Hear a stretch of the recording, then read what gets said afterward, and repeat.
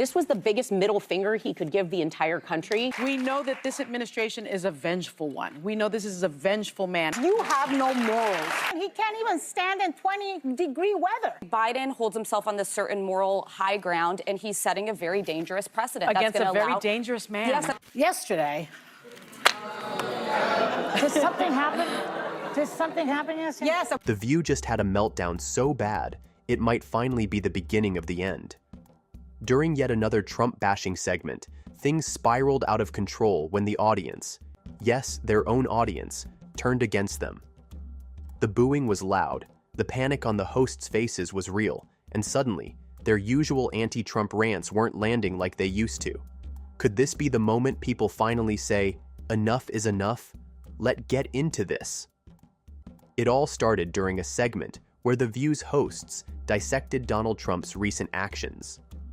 Sunny Hostin, a regular critic of the former president, led the charge with a pointed critique of Trump's leadership, particularly his alleged lack of qualifications and moral integrity. Yesterday, did something happen? Did something happen yesterday? Yes, it was Martin Luther King Day. Yes. Well, in addition to Martin Luther King Day, a certain person, Donald Trump, was sworn back into the White House as the 47th president. Now, high-profile Democrats were in attendance along with Republican officials. Her remarks quickly escalated into a passionate rant, drawing laughter, groans, and cheers from the audience. However, what followed was far from the usual applause The View often receives. A significant portion of the crowd responded with loud boos, catching the hosts off guard. Who all sat behind big tech oligarchs with the best seats in the House. Yeah. Trump gave a preview of what we're in for the next 4 years. Take a look. My recent election is a mandate to completely and totally reverse a horrible betrayal. For a show that thrives on audience engagement, the booing was a clear message. The panelists, visibly uncomfortable, attempted to regain control of the situation, but the damage had been done. This unexpected backlash not only disrupted the flow of the show, but also highlighted the audience's growing dissatisfaction with the relentless attacks on Trump. January 20th, 2025 is Liberation Day.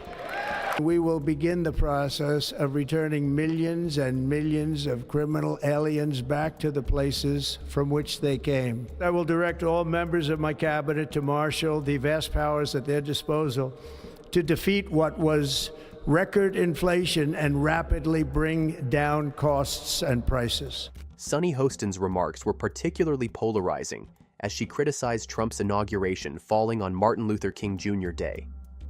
Her argument centered on the irony of Trump, a man she claimed opposed diversity, equity, and inclusion, being celebrated on a day dedicated to civil rights. She accused Trump of hypocrisy and lamented what she saw as the erosion of MLK's vision for racial and economic equality. For making me feel good.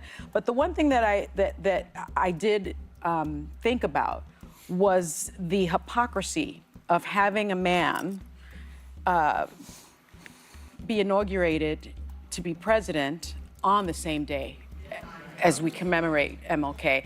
And that same man saying that he was going to get rid of diversity, equity, and inclusion. However, Hostin's commentary didn't sit well with everyone. Many in the crowd and online felt that her comments were overblown, dismissive of Trump's accomplishments, and in some cases, racially divisive. The booing began to grow louder as she continued, signaling that her words were not resonating with the audience as intended. Inauguration, my sorority sisters of Alpha Kappa Alpha Sorority Incorporated had a service day in Harlem yesterday, and I enjoyed that. I went to Buffalo Wild Wings and watched Notre Dame, unfortunately not be victorious, but I went with a bunch of my law school buddies and we ate. The audience's reaction was more than just a momentary disruption. It was a reflection of the growing fatigue many Americans feel about constant political polarization.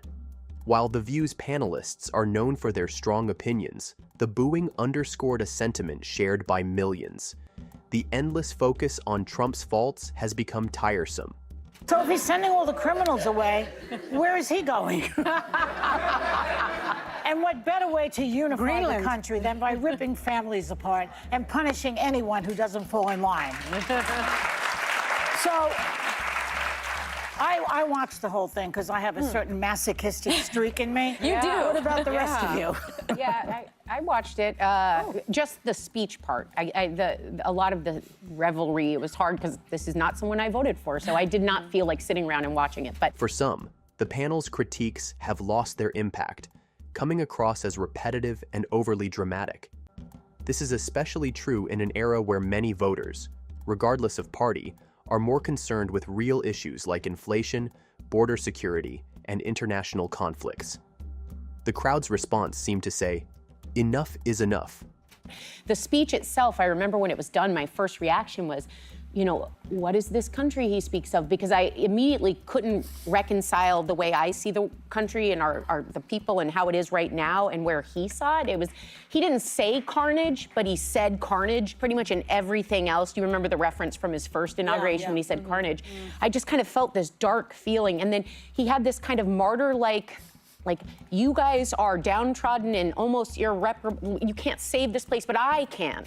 Donald Trump's return to political relevance has been nothing short of historic. Despite relentless criticism, legal battles, and a media landscape often stacked against him, Trump has managed to remain a dominant figure in American politics. His resurgence as a political powerhouse has only added to the frustration of his detractors, including The View's hosts. I was really disappointed, not surprised, just to be clear, but disappointed that there wasn't one kind thing to say about the outgoing administration. Because Au even... contraire, he was merciless to the outgoing. That's my point. That's my point. Even Even if you find it really hard, there could have been. They spent the morning together. They had a welcome tea. President Biden and Vice President Harris did everything we all criticized Donald Trump throughout the door. They did all the traditions of handing off the baton.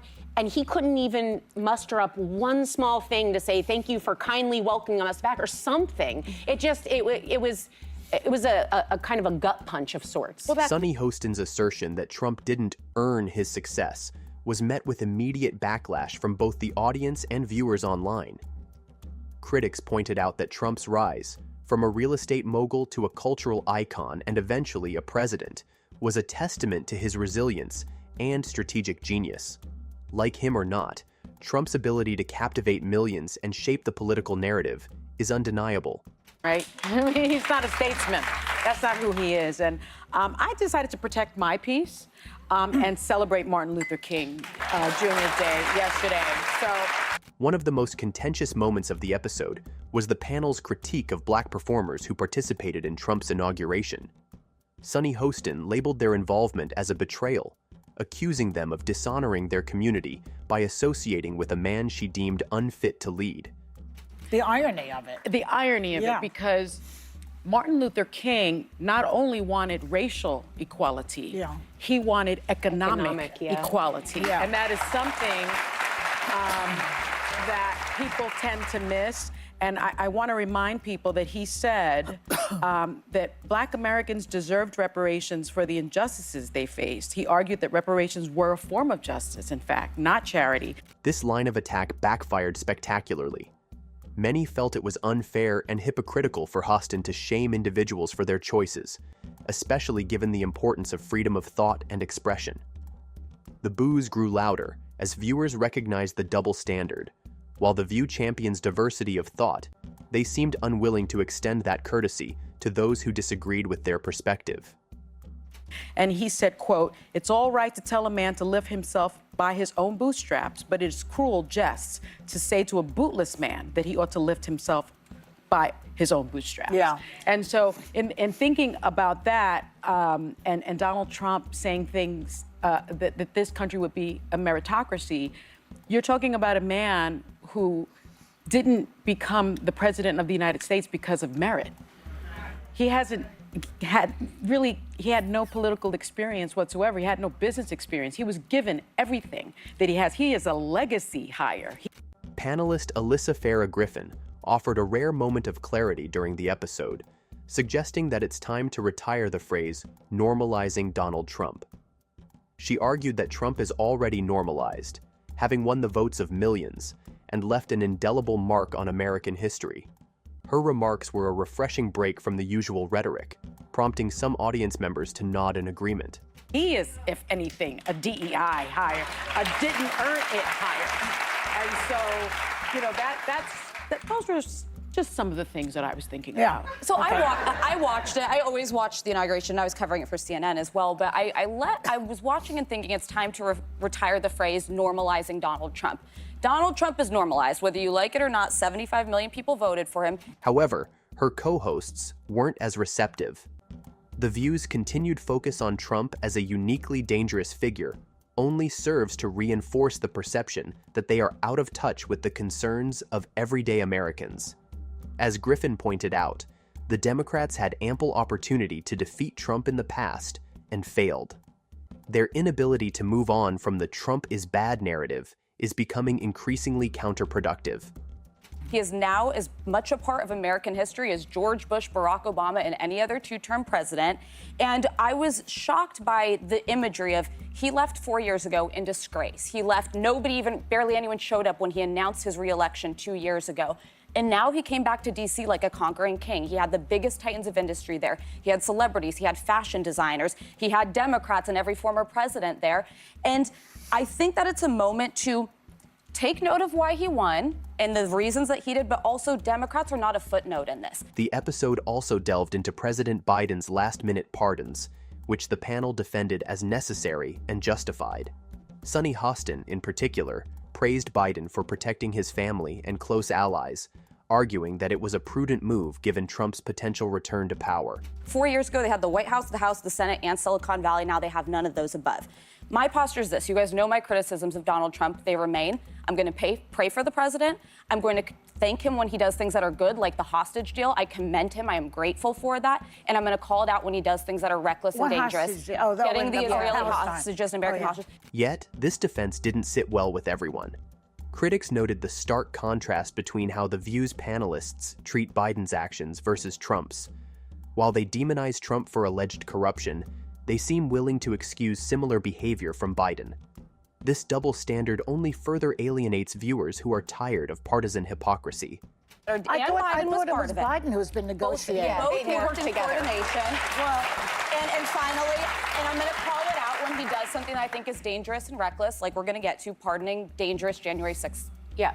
Well, I have to say, I was in Guatemala. I was there for a funeral, which reminded me of how frail life is, and not to waste time on doing things that bring you no joy and make you infuriated, like watching her swearing in. By the end of this episode, it was clear that The View had miscalculated. The boos weren't just about Trump. They were a rejection of the show's increasingly one-sided narrative. For a program that prides itself on representing diverse perspectives, the reaction from the crowd was a wake-up call. Americans are hungry for genuine, balanced discussions, not endless diatribes against political opponents. So I didn't watch a single second of it. I did read the speech, and I read a lot about it, and I saw pictures. And when I was reading the speeches, I was coming back. First of all, I'm going to pray for America. I'm also going to say, he calls himself a peacemaker. He wants to invade Panama, people. Panama is our ally. They haven't done a damn thing. Everything he is saying about Panama, and it struck me because I was in the region. Okay, that region is full of crazy people who don't like the United States, like Cuba, like Nicaragua, like Venezuela. Did The View's meltdown over Donald Trump reveal more than just a dramatic TV moment? Could it be a glimpse into the deeper political divide in America? And is it possible that constant negativity is starting to backfire? As the panelists scrambled to recover, it was clear that both the audience and the country are ready for something new. Will The View be able to adapt, or is it facing a major shift? One thing's for sure, the days of Trump derangement dominating the narrative may be coming to an end. What are your thoughts on this controversy and what it says about the state